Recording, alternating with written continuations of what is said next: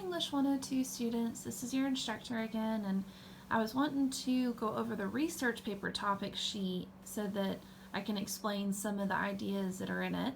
Our research paper is fairly open topic, especially compared to a lot of research papers that you may have written in the past. And so I wanted to have it more open topic so that you can choose a topic that you're very interested in. Choose something that you want to know more about, and that way it'll be more interesting to you and it'll make it more interesting to read if you're more interested in the topic. So let's go over this topic sheet. This is in the week 1 folder, by the way. If you didn't get a chance to see it last week, it's in week 1 at the bottom. It's attached as both a doc and a PDF. So for this research paper, I would like you to utilize outside sources. So that could be articles, books, documentaries.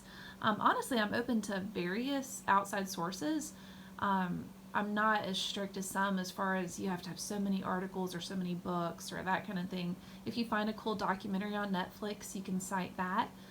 Or if you find one on YouTube that's interesting, because some of these topics may have historical relevance. So you might find a history.com one or biography, and there's a lot of really cool possible sources to consider. But you're going to use these outside sources to learn about an influential person and how he or she has influenced today's society, whether for the better or for the worse. So when you're choosing your topic, consider if this person would have influenced society in a positive way or in a negative way. While you may choose the person, please ask my permission for your topic before beginning your research. This week I'm having you turn in a topic proposal and outline in the discussion board. It's the very first discussion board listed, and that's going to be due Wednesday by midnight. And I'm going to go through and review each of your topic proposals and give you feedback on your topic. So most of the time I'll approve them. Every now and then if it deviates from the assignment, I won't approve it, and I'll give you some suggestions on ways you could change it. And sometimes I'll even give you some suggestions for grammatical revisions or organizing your ideas in a different way. So definitely check back into the discussion board. It's due Wednesday at midnight, so maybe Thursday afternoon, Friday morning, I should have most of the comments in discussions. I'm going to reply to every topic proposal. So just to give you a heads up, but that's how you'll ask for permission. And some of you have already started asking for permission through course mail and email, and that's fine as well. But you will also need to turn in a topic proposal so that I can see how you want to organize your ideas and kind of the direction you're taking the topic. So even if you have already gotten approval for your topic, don't forget to turn in the topic proposal in discussion board. So you also do not need to repeat a topic that you might have written about in English 101 or high school, and I'll explain why. All of your papers are turned in to a plagiarism software, so that way I'll know for sure that your paper was written by you. And the software does not say who wrote the original paper. So say if you turn in the same paper you turned into English 101, all it's going to do is highlight the entire essay and say this came from another student's paper. It doesn't say your name. And so on my end, it looks like you've plagiarized the entire essay. So I want you to start off with the original topic that you've not written about in the past, so that way you don't accidentally get flagged for plagiarism. The rough drafts are due Monday, February 1st by midnight, and you're going to turn those into discussion board because all of your rough drafts for the whole semester will be peer reviewed. And all that means is that your classmates are going to give you feedback on your essays so that they can be revised from rough drafts to final drafts. So some of your classmates might comment on grammatical changes you need to make, or formatting errors, or if your thesis statement needs to be strengthened and that sort of thing. So that's why all of the rough drafts are submitted into discussion board. Also, I don't grade rough drafts because that's the whole point, is that they're rough, and so I don't want you to feel nervous about that rough draft. Even if it's incomplete or very rough, I want you to just turn something in for that rough draft due date, so that way your classmates can help you make it less rough. And also it'll help me know how it's getting along, essentially how you're doing on this assignment. So your rough drafts are due February 1st. 1 week later, your final draft will be due, and the reason why it'll be a final draft is you'll have revised everything your peers pointed out, anything I've pointed out, And then also you'll have a little bit more time to finish it up, polish it up, make sure that it is one that I can grade and you'll feel comfortable with me grading. All of your final drafts are going to be due or turned in to the content area of Blackboard. And so that's something good to know as well. So you won't have to worry about extra places to submit. You just really have rough drafts are always doing discussions, final drafts are always doing content.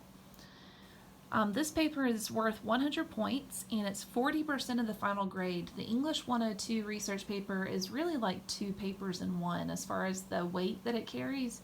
And so that's one reason why I want us to do it at the beginning of the semester, is so that you can use the energy you might have from your holiday break and really put in a lot of effort into this research paper versus waiting to the end of the semester when everyone's burned out and needing a break.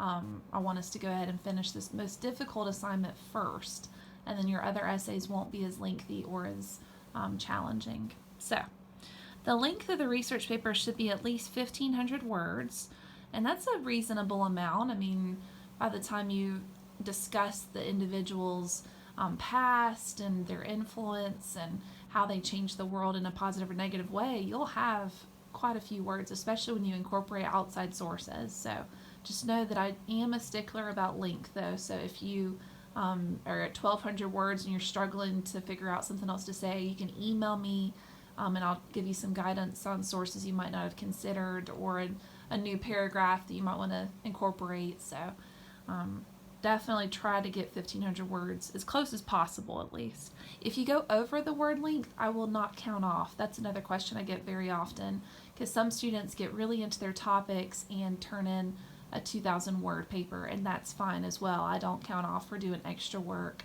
because that just shows that you were really invested in your topic. But that's another question that happens pretty often. For formatting, it's 12-point Times New Roman font, double spaced with MLA heading and style. And I do want to suggest checking out page 161 in the little Sequel textbook. Page 161 has an example of an MLA formatted essay. Also, page 168 has an example of a works cited page that's very helpful. So those are the pages I definitely recommend checking out in that little Sequel textbook, page 161 and page 168, for some examples of how to do MLA heading and how to do the works cited page. You do have to have a works cited page for this research paper. And so if you do have questions about works cited stuff, please just feel free to email me, even if it's that you found a source and you don't know how to cite it. You can send me the link to the website. You can send me a few of the details about the source. I can tell you if it's a legitimate source or how to cite it, what page in your textbook has the best way to cite it. And so feel free to ask me questions. I'd much rather you ask me questions about your sources than to not cite them and get docked for that. So you will have a works cited page in this paper. The works cited page does count towards your word count as well. So say if you have 1,200 words for your essay and then the works cited makes it 1,500 words, that's good. You're good to go. You must have at least 3 outside sources for this research paper, at least 3. If you have more, that's fine as well, just like with the word count. I certainly am not going to dock you for doing a little extra work, but the minimum is 3 outside sources. I do have a final draft late submission rule, so if you turn in your final draft after the 8th for this assignment, it will be 10 points off every day late, so try to turn in your papers on time. All of your final drafts are going to be graded using the grading rubric, and that's at the bottom of the Getting Started page on Blackboard. And so definitely check that out so that you can see the criteria. And it's the same grading rubric that's used for English 101 for Wallace, so it should be one that you're familiar with. But just to remind yourself of what we're looking out for, that grading rubric is on the Getting Started page. It's also scanned with anti-plagiarism software, and so that way I'll know that the work you've turned in is your own work and not one essay that you've found online or hasn't had a ton of outside research that hasn't been included with the in-text citations. So in-text citations, page 123 has a really good example of in-text citations in your Siegel book. Page 123. That's easy to remember because it's 1, 2, 3. has an example of how to include the author's last name and page number. If the source doesn't have a page number, you don't have to include the page number. So a lot of our sources are online now, so you would just include the author's last name.